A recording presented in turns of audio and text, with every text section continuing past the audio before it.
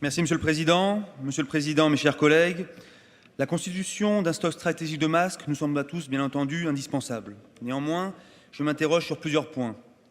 Pourquoi aucun stock n'avait été constitué auparavant?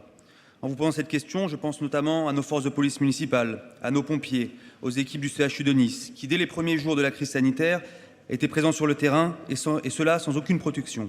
Beaucoup s'en étaient d'ailleurs étonnés.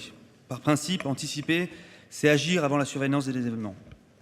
Bien sûr, vous me répondrez qu'ils ont fini par recevoir les masques. Et heureusement, mais nous ne touchons pas le cœur du problème.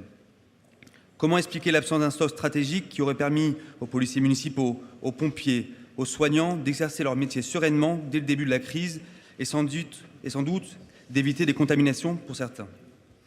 Une anticipation que nos voisins de Cannes avaient, eux, déjà pourtant faite, avec un stock de masques déjà constitué avant la crise.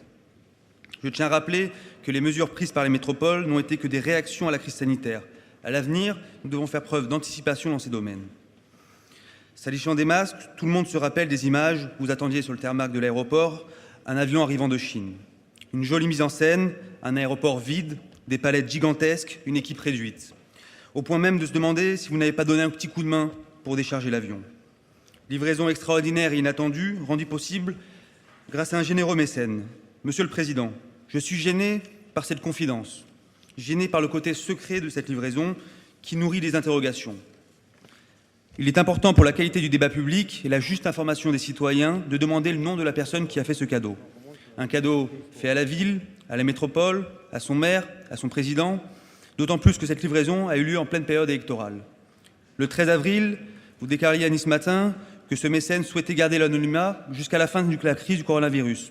L'état d'urgence sanitaire étant levé depuis le 10 juillet, je pense que par souci de transparence et pour enlever toute suspicion ou interrogation, il serait nécessaire d'indiquer l'identité de ce mécène. Monsieur le Président, je vous remercie.